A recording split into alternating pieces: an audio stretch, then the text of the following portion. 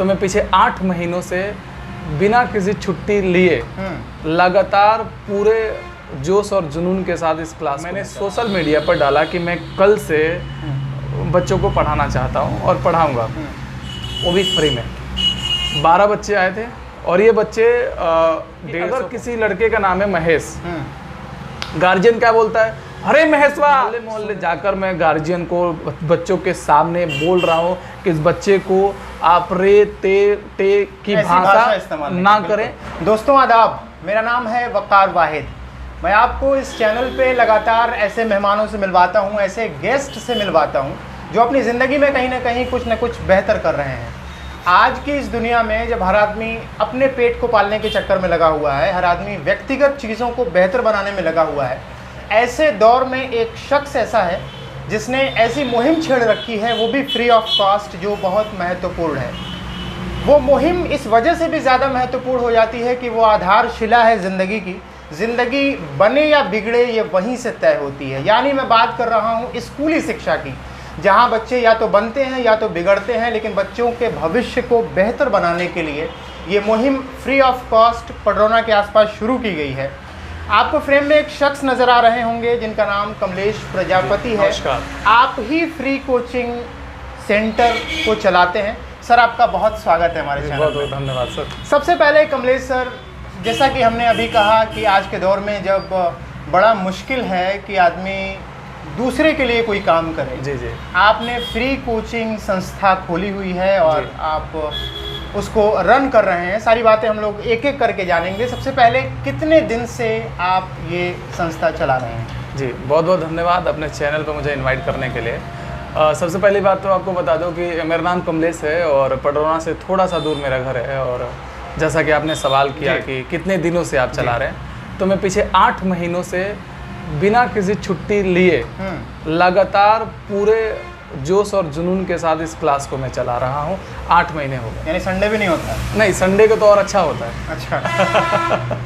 Normally ऐसा काम जब कोई समाज में फ्री ऑफ कॉस्ट शुरू करता है जी, तो लोगों का, देखने वालों का ऐसा मानना होता है कि भविष्य में ये आदमी कहीं चुनाव तो नहीं लड़ेगा। ओके। तो आपका उद्देश्य क्या था ये फ्री कोचिंग शुरू करने से? जैसे मेरा उद्देश्य ये, बहुत सारे लोग हमसे मिले, ये सवाल काफ़ी ज़्यादा आता है, मिलने का और करने का क्या उद्देश्य है। तो सबसे बड़ी बात यह है कि जब मैं सबके पास जो टाइम है 24 घंटा मेरे पास भी है, आपके पास भी है, आप और हम अपने टाइम को किस तरीके से मैनेज करते हैं। कोई जॉब करता है, कोई बिजनेस करता है, कोई कुछ करता है, मैनेज कैसे करते हैं।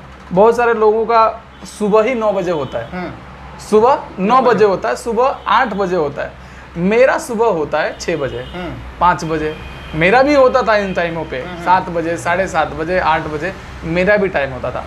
लेकिन क्या हुआ कि मैं बुक्स ज़्यादा रीड करते रहता हूँ, जैसे जो सोशली बुक है उसको पढ़ते रहता हूँ। उसमें टाइम मैनेजमेंट का एक लाइन आया, मैंने उसको पढ़ा। फिर मैंने ये सोचा कि अगर 1 घंटा पहले उठूँगा तो इसमें कुछ कर सकता हूँ। तो मैं पहले एक्सरसाइज करने के ऊपर गया कि मैं थोड़ा सा एक्सरसाइज कर लूँगा। तो फिर क्या हुआ कि रूटीन में नहीं बना, क्योंकि मोटिवेशन नहीं आ पा रहा था। फिर मैंने सोचा कि मैं कुछ बच्चों को पढ़ाऊँगा। मैंने सोशल मीडिया पर डाला कि मैं कल से बच्चों को पढ़ाना चाहता हूँ और पढ़ाऊँगा, वो भी फ्री में। 12 बच्चे आए थे और ये बच्चे 150 पहुँच गए। आपका सवाल था उद्देश्य क्या है, तो उद्देश्य कोई नहीं है सिवाय बच्चों का भविष्य बनाने का, सिवाय बच्चों का अच्छा एजुकेशन देने का, सिवाय बच्चों का एक कॉन्फिडेंस, एक पर्सनालिटी डेवलपमेंट, एक स्किल डेवलपमेंट देने का। इसके अलावा कोई और उद्देश्य नहीं है अभी तक। यानी अभी कमलेश सर ये क्लियर कर रहे हैं कि आगे आने वाले दिनों में इसका कोई प्रत्यक्ष या अप्रत्यक्ष फायदा आपको नहीं है, सिर्फ समाज की बेहतरी के लिए। बाकी लोग जो है अपनी अपनी बातें बनाते रहते हैं, कोई कुछ भी कहेगा। जैसे कहते हैं कि किसी का अगर नाम हो रहा है तो बदनाम भी लोग करने की कोशिश करते हैं, हालांकि उसमें कुछ है ही नहीं, तो लोग बदनाम और नाम क्या करेंगे। सही बात। तो ये फ्री कोचिंग, जैसे आपने बताया कि आप अपने टाइम को मैनेज करते हैं, या आप फार्मा कंपनी आप चलाते हैं, आपकी होलसेल का बिजनेस है आपका, जो हम सब जानते हैं। जो दर्शक नहीं जानते हैं वो अब जानेंगे कि आपका बिजनेस है, दवाइयों के होलसेल व्यापार आप करते हैं। जी। तो अचानक से आपके जहन में ऐसा विचार कैसे आ गया, विचार परिवर्तित कैसे? आपको तो दवा के बारे में बात करना चाहिए, दवा के लोगों से मिलना चाहिए, लेकिन समाज सुधार का और बच्चों के भविष्य की चिंता कैसे पैदा हुई? जैसे ये बहुत ही सीरियस टॉपिक है आज के डेट में, हर गांव में जैसे होता है। जैसे मुझे बच्चों के बीच में रहना काफ़ी पसंद है, अच्छा लगता है मुझे। तो मैं अपने वहाँ ही जब मैं सुबह निकलता था या सुबह देखता था, हालांकि गांव में घर है तो मालूम है, गांव में घर में आजकल सब लोग आते जाते हैं। शहर में है कि दरवाज़ा बंद रहता है, लेकिन गांव में लोग आते जाते हैं। तो मैं देखा कि सुबह बच्चे उठते हैं तो कभी इसके घर गए, कभी उनके घर गए, झगड़ा कर लिए, मारा पेटी कर लिए, कोई तोड़ फोड़ कर लिए, फिर गार्जियन अपने में लड़ भिड़ गए और फिर वो समझौता कोतवाली में होता था। तो मैंने ये सोचा कि अगर ये चीज़ मैं करके बच्चों को इकट्ठा करके मैं उनको एक अच्छी शिक्षा दूँ, अच्छी तालीम दूँ, अच्छी चीज़ें सिखाऊँ, तो वो बच्चे बदलेंगे। आज मैं बताऊं कि जब शुरुआती दौर में मेरे पास बच्चे आ रहे थे उसमें और अभी में अगर मैं ये कहूँ कि ज़मीन आसमान का फ़र्क है, तो इसमें कोई बुरा नहीं है। इतना डिफरेंस आज के डेट में बच्चों में आ चुका है। तो वो बच्चों का बदलाव, बच्चों के अंदर ये ट्रांसफॉर्मेशन, ये सब चीज़ें आई और मुझे भी बहुत अच्छा लगता है ये चीज़ें। तो ऐसे आपने बच्चों को देखा कि बच्चे सुबह में उनका वक्त नुकसान होता है, हाँ। तो आपके मन में ख्याल आया कि इनको मुझे यूटिलाइज करना चाहिए। हाँ, तो आपने इसकी शुरुआत की। कितने दिन पहले से की थी आपने इसकी 8 शुरुआत? महीना हो गया सर इसको। 8 महीना हो गया और तब से अब तक रिजल्ट भी आपको बहुत अच्छा दिख रहा है। बहुत अच्छा दिख रहा है। तो आगे के आपके क्या प्लान हैं? ये जो आपकी संख्या 12 आपने बताया, शुरुआत में 12 थी, वो अब 150 पहुंच चुकी है। आगे क्या होगा अगर ऐसी संख्या बढ़ती रही तो? जैसे ऐसी संख्या बढ़ती रही तो ये करना पड़ेगा कि शाखा बनाना पड़ेगा, दूसरा कोई विकल्प नहीं है। कुछ लोगों को अपने साथ लाना पड़ेगा। भाई अगर इस तरीके की चीज़ें हो रही हैं, समाज में बदलाव हो रहा है, समाज में बदलाव हो सकता है, तो कुछ सहपाठी या कुछ सहयोगी लोग साथ में आएंगे तो कंट्रीब्यूशन थोड़ा थोड़ा बढ़ेगा। अभी एक सवाल और आपने किया कि जैसे आगे क्या है, तो मैंने एक चीज़ और शुरू किया हुआ है कि जैसे मान लीजिए कि मोहल्ले मोहल्ले वाइज ये क्या है कि आज की डेट में अगर बच्चे मैं देखूं बिगड़ रहे हैं या बच्चे अच्छे नहीं हो पा रहे हैं या बच्चे की पढ़ाई में मन नहीं लग पा रहा है, तो मैं ये कहने में थोड़ा सा भी शर्म नहीं करूँगा कि उनके गार्जियन का हाथ है उसको बिगाड़ने में या उसको डिस्टर्ब करने में। जैसे सुबह बच्चा जब स्कूल जाता है, स्कूल से आते वक्त उससे उसके गार्जियन 1 मिनट में नहीं पूछते कि क्या हुआ है आज, नहीं पूछते, पहली चीज़। दूसरी चीज़ कि पहले स्कूल लोग बोलते हैं घर का है, घर से पहला स्कूल है। तो हम अपने बच्चे का घर पे, यानी हम खुद अपने बच्चे का सम्मान नहीं करते हैं, तो दूसरा कैसे करेगा?